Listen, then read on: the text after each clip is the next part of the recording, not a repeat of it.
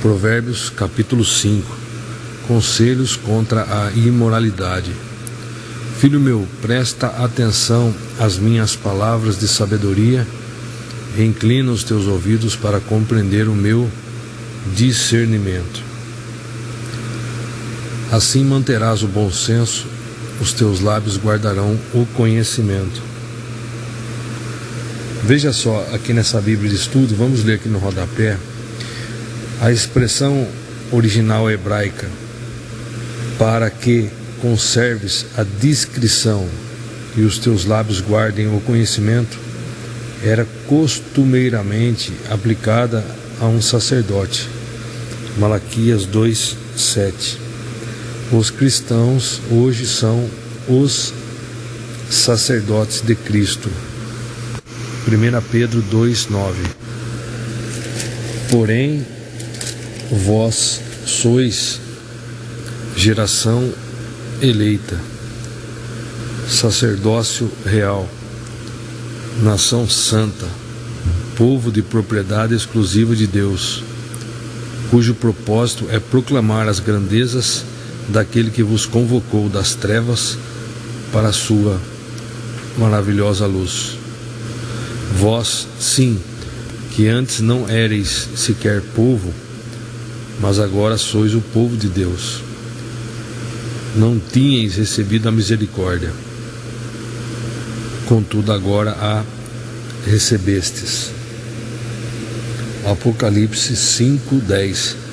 Tu os constituíste reino e sacerdotes para o nosso Deus, e assim reinarão sobre a terra.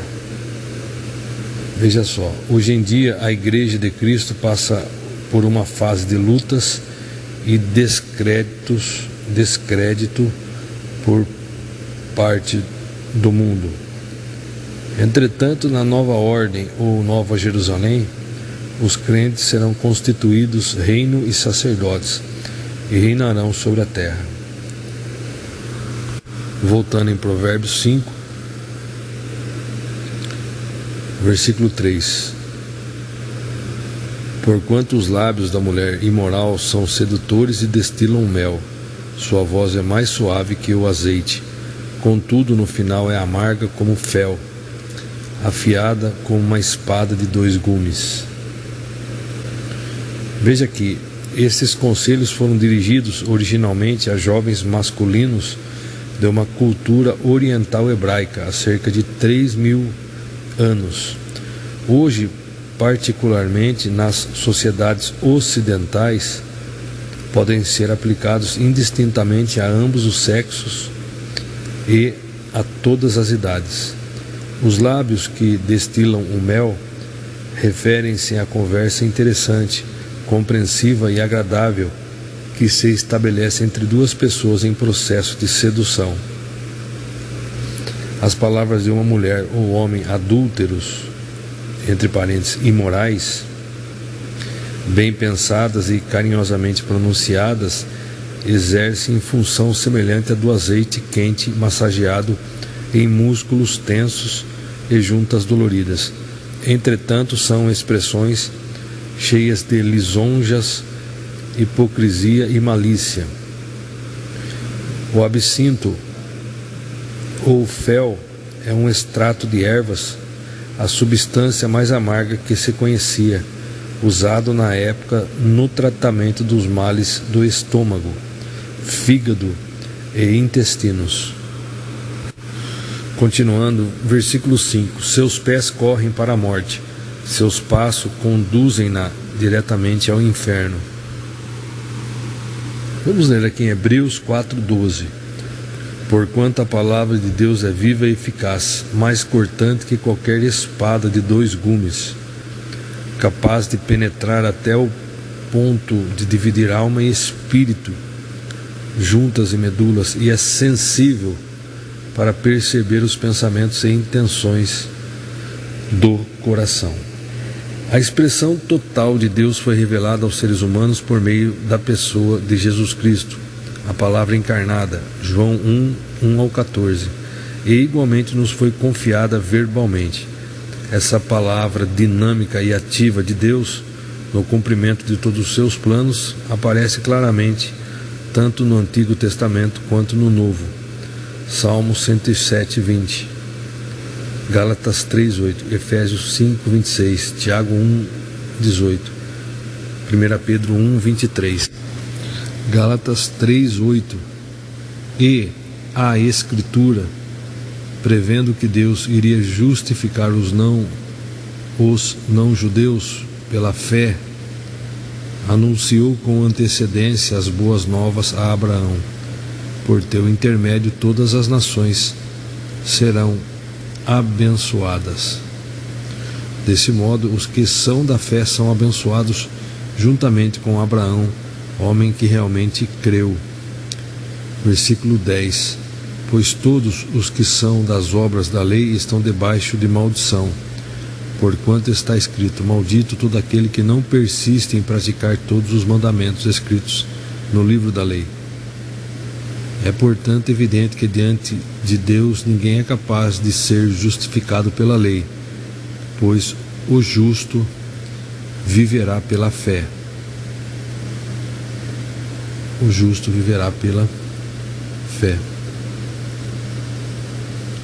Veja aqui, Paulo se refere a todos os legalistas, pois recusam a graça de Deus e insistem em tentar obter a justiça ou merecer os favores de Deus por meio da prática metódica de leis, rituais e boas obras.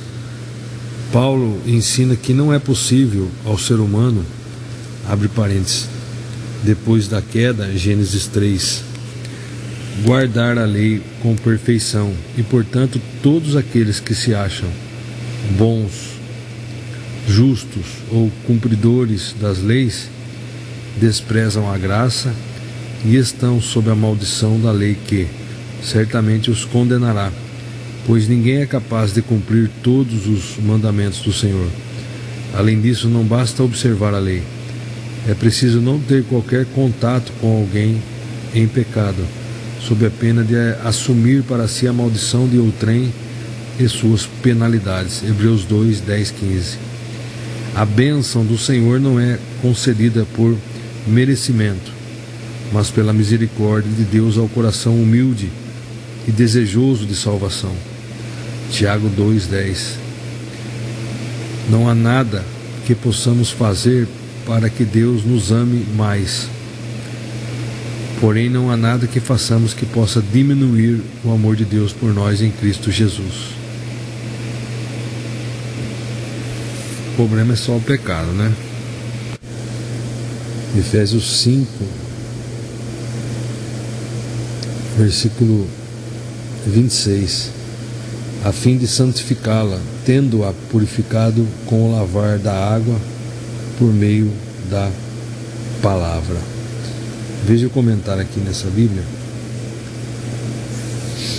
O Senhor Jesus Cristo morreu e ressuscitou, não apenas para nos dar o perdão eterno de que tanto carecíamos, mas para levar sua igreja a viver uma vida de plena santidade e purificação, como sua, entre aspas, noiva.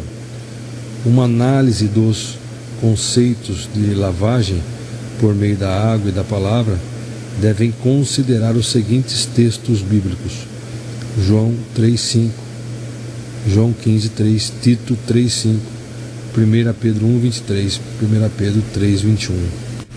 Vamos ler Tiago 1,18. De acordo com a sua vontade, ele nos gerou pela palavra da verdade, a fim de sermos como que os primeiros frutos de toda a sua criação. Veja aqui o comentário na Bíblia King James.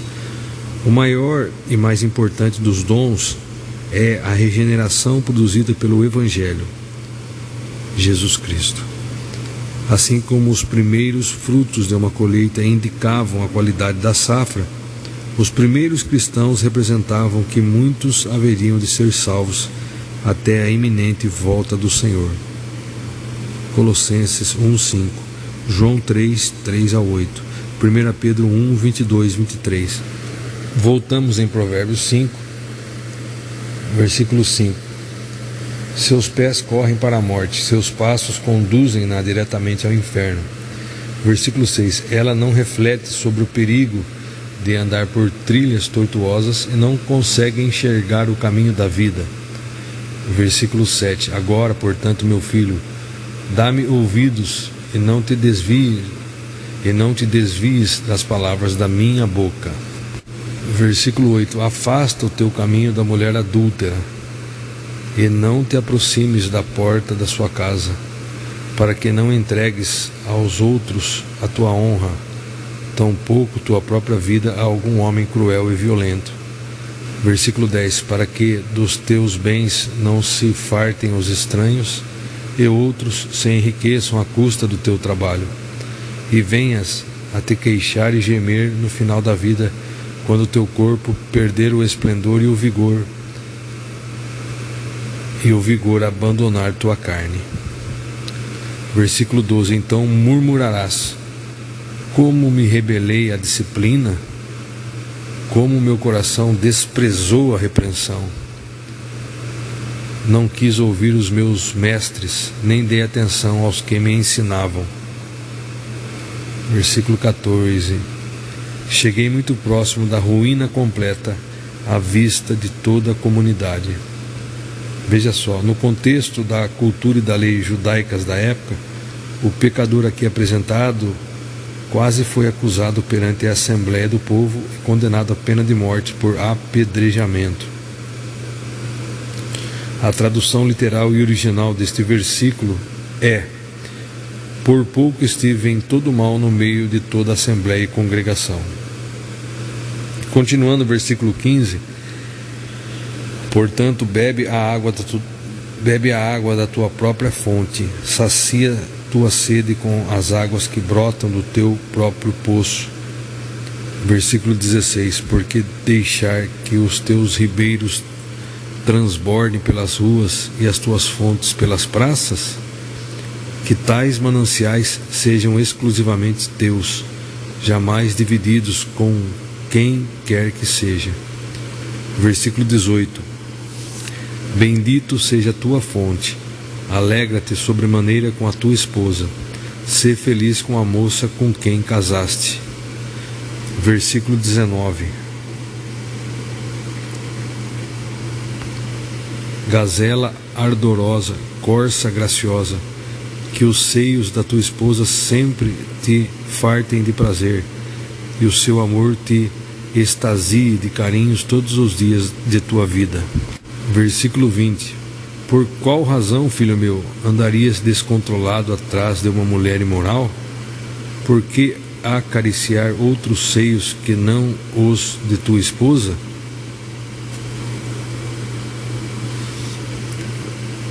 Versículo 21: os caminhos do homem estão diante dos olhos do Senhor, e ele examina atentamente todos os seus passos. Hebreus 4:13: e não há criatura alguma incógnita aos olhos de Deus. Absolutamente tudo está descoberto e às claras diante daquele a quem deveremos prestar contas. Voltando aqui em Provérbios, então nós lemos o versículo 21: os caminhos do homem estão diante dos olhos do Senhor, e ele examina atentamente todos os seus passos. Vejamos aqui o comentário: estamos moralmente e psicologicamente nus diante do Senhor, diante do Espírito de Deus, pelados, nus diante do Espírito de Deus, e o Senhor sonda os nossos corações, sonda nossas vontades e intenções o tempo todo. Se a felicidade plena e a vida eterna repousam na obediência amorosa e sincera aos mandamentos de Deus, não há como justificar más intenções, deslizes morais e pecados de toda espécie com argumentos racionais, científicos e modernos. Abre parênteses: novos padrões de moral mundial, fecha parênteses. Somente o sincero arrependimento, confissão, pedido de perdão e a mudança radical de hábitos mediante o exercício prático do temor do Senhor poderão nos livrar das garras do maligno e da destruição certeira. Mateus 5:8, de acordo com Hebreus 9:27 e Gálatas 6:7. Bem-aventurados os limpos de coração, porque verão a Deus. Hebreus 9:27. E assim como aos homens está ordenado morrer uma só vez, vindo depois disso o juízo. Gálatas 6:7. Não vos enganeis, Deus não se permite zombar. Portanto, tudo o que o ser humano semear, isso também colherá. Pois quem semeia para a sua própria carne, da carne colherá ruína. Mas quem semeia para o Espírito, do Espírito colherá a vida eterna. E não nos desfaleçamos de fazer o bem, pois se não desistirmos, colheremos no tempo certo. Sendo assim, enquanto temos oportunidade, façamos o bem a todos, principalmente aos da família da fé. Voltando em Provérbios 5, versículo 22. Quanto ao perverso, são suas próprias iniquidades que o amarram e o fazem prisioneiro das cordas do seu pecado.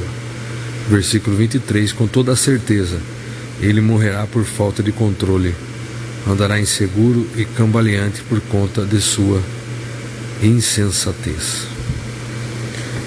Muito bem, então nós concluímos a leitura de Provérbios, capítulo 5, onde nós meditamos, está escrito conselhos contra a imoralidade.